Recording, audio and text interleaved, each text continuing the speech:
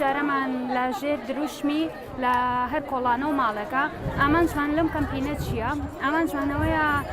لەم کاتی قەیرانەیە و لەم کاتی بێموچەیەیە ئەو ماڵانەی کە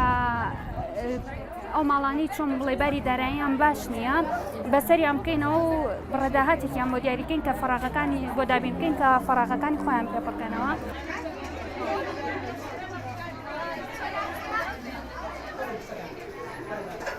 هەشت کەمپینی پێش و وەکو کەمپینی خزمەتکردن بە چینی هەژاران هەموو چینێکی گرتوێتەوە بۆ نمونە نابینایان بێنەوایان لە ژێر دروشمی ئێمە دایکین بەڵام ئەم جارە بەهۆی قەیرانی دارایی و بەهۆی بارودۆختی هەرێمی کوردستان کە شتەکەی قۆڕح نەکردەوە کە بۆ تەنها چینێک بێنە خێر وتمان بە ئەم جارەیان شتەکە ئام بێت چینێک بێ کە هەمووان سوودمەند بن بێت بۆیە کە لە ژێر دروشمی لە هەر کۆڵانە و ماڵێ.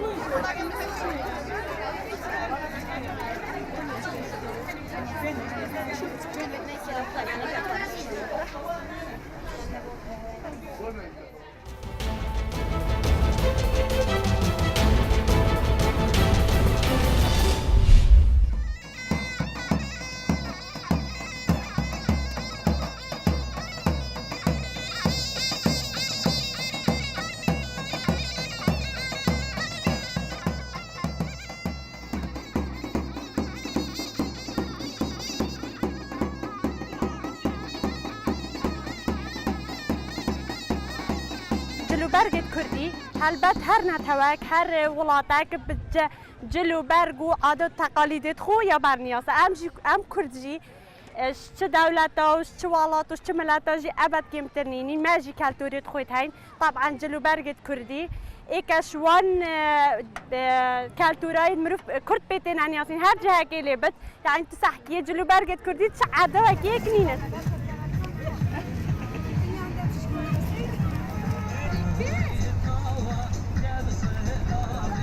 ئەم وەکو کورد جلگەن خۆیان کوردی دەهێنە نیاسین تایبەتی ئەم کەچ بەری نەوروزێ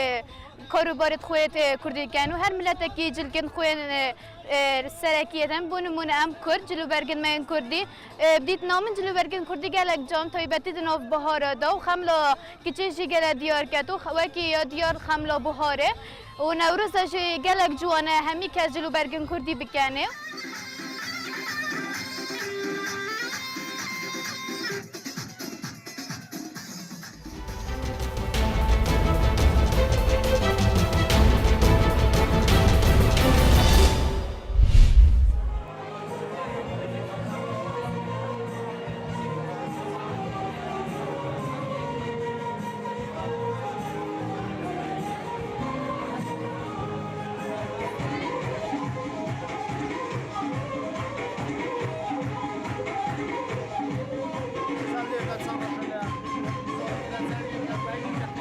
ژن لە هەرچێ جێگەی کار و کەرەسەی کوردیان نەقشی بوو. وردە وردە کە هاتە بەرەوە بوو بە عەسرە جەدید و مێژوو تێپەڕ بوو ئەو شتەکە لە بەرچاو ئێمە کاڵە بووە بەداخەوە. ئێمە بەم کارەکە کردگمانە لێرە سایمان کردگە کە ئەو شتە بێرینەوە بەرچاوە هەرچەند کە من لەلایەن ژنێک و قساکەم و بە نەزەر من ژنێک لە کۆمەڵگای ژن لە مێژووی کوردیا بێحەد مؤثر بوون.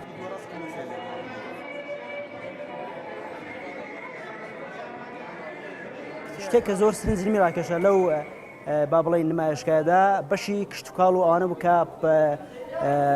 زۆربەی ئامێرەکانی کە لە سەردەمانی زوودا ئەو باو باپیرانی ئێمە بەکاریان هێناوە وەکو با بڵێن ئەو ئامێرانەی کە کاروباری چێلگە و ئەو کەلوپلانێک کە با بڵێن بۆ هەڵگرتنەوە و هەڵگرتنەوەی دەغڵودان کە کاریان پێکردووە بەڕاستی زۆر سرنجمی ڕاکێشاو.